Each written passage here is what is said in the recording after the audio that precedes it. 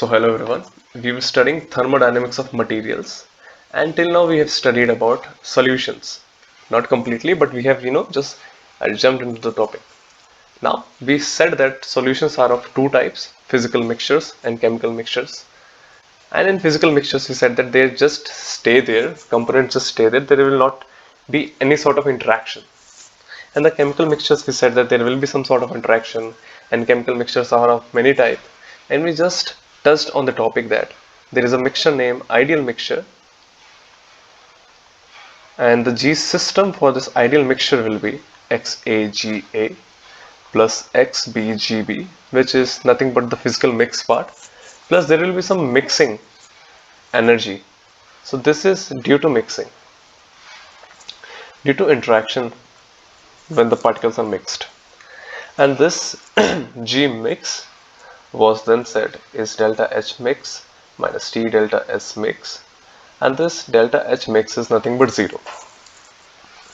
Now this delta S mix was also studied in the last class and it came out to be minus R XA ln XA plus XB ln XB.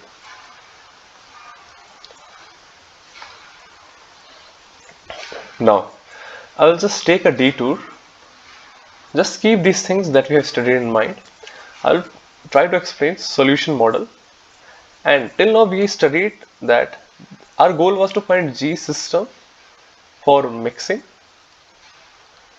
But what kind of mixing? We never mentioned that. It can be solid solution, it can be solid solution, it can be liquid solution, it can be anything, but we didn't mention. So let's take an example of liquid solutions. Now let's take the model of liquid solution and let's see how what is happening at the basic level. First you have to know what is happening at atomic level, and then we should proceed.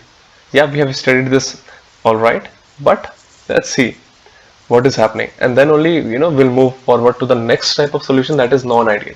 So we have to first understand what is this solution. So today we'll study solution model. I'll take a very simple example. There is a container filled up with a kind of liquid. So we know that liquids have a tendency that they will evaporate and then condense. So that's always happen. The atoms on the surface will break the bond, will evaporate, condense, evaporate, condense. At equilibrium, that evaporation rate and condensation rate will be the same. So there will be no more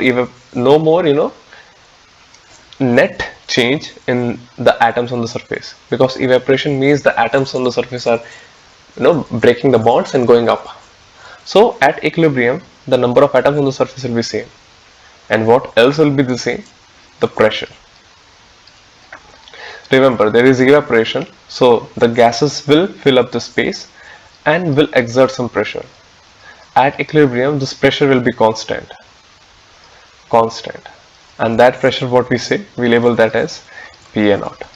I guess you already know this, we have studied this in 11th class. So what is this PA0? You got the intuition. Now let's say I'm taking the same container, but now not just A, I have two mixture of two components, that is A and B. So what is different now? Now the difference is A will evaporate, condense, evaporate, condense. Again there is B atom as well on the surface now, which will evaporate, condense, evaporate, condense. So the pressure after some time, when equilibrium is reached, at equilibrium there will be two gases here, A and B, and both will exert some pressure, and those pressures will be PA, PB. Now, and that total pressure will be, inside the total pressure will be PA plus PB obviously. But what I want to emphasize is these pressures PA0, PA, PB, these are actually dependent on number of atoms on the surface. And this is really important. So we have to emphasize on the fact that this PA naught, PA, PB, these are solely depend on two things. One is number of atoms on the surface, and second thing, type of bonding they have, because evaporation is a process of breaking of bonds. That's it. So let's see what will be the relation. Let's keep this for now. Let's keep this B out of topic. Let's see what is the relation between this PA naught and PA. Now, before writing the relation between PA and PA naught, let us take the condition. Since A and B atoms are together, we have not yet discussed what is happening between them. Now they can interact and they cannot, no interaction. And interaction can be repulsive or attractive, and this no interaction, there is no interaction. Now we'll see all these topics, but first of all let's see the easier topic, that is when there is no as such interaction. So since there is no interaction between A and B, the pressure will be directly dependent on number of atoms on the surface. Now let's say in pure case there were I should write, in pure A there were capital N number of atoms on the surface. So PA naught will depend on capital N. In mix there were A and B atoms on the surface. This is our surface. We are drawing the surface, or say top view. I will make A atoms like this, and number of A atoms are nothing but this capital N.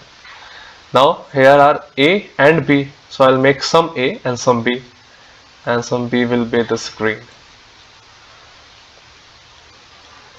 So this, and now on surface we have n a small n number of small nb number of B atoms and a small Na number of A atoms.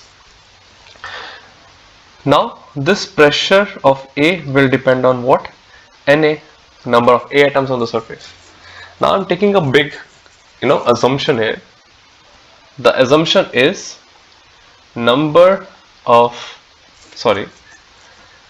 size of A atoms is nearly equal to size of B atom. If I take this assumption, then can I write this? Capital N number of A atoms here can be written as Na plus Nb, since sizes of A and B are same. Yes, we can write this.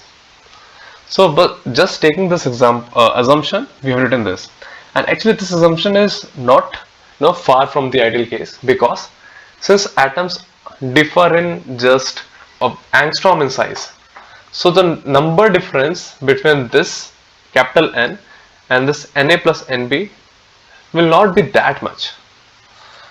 So we can approximately write this. So if Pa is proportional to Na and Pa naught is proportional to capital N, removing the proportionality constant will get Pa equals to some constant times Na and Pa naught equals to some constant times capital N. Taking the division, you get Pa upon Pa naught Na, and capital N was nothing but Na plus Nb. So what did we got? We got that Pa upon Pa naught was nothing but Xa, and that is quite logical. Why? When there was only A atom, the pressure was Pa naught. When there was A and B atoms, where A is Xa in composition, then pressure is decreased by Xa times. And that's what this says. And this ideal solution or ideal condition is in the solutions is labeled as Raoultian solution. So in Raoultian solution, this PA upon PA naught is nothing but XA. What was the condition? Condition was A and B do not interact. So that's all for this video. In the next video, we'll study a bit about activity, and with the help of activity, we'll find about non-ideal solution, and we'll move back to our main topic, which was Gibbs free energy of non-ideal solution. So thank you very much for watching.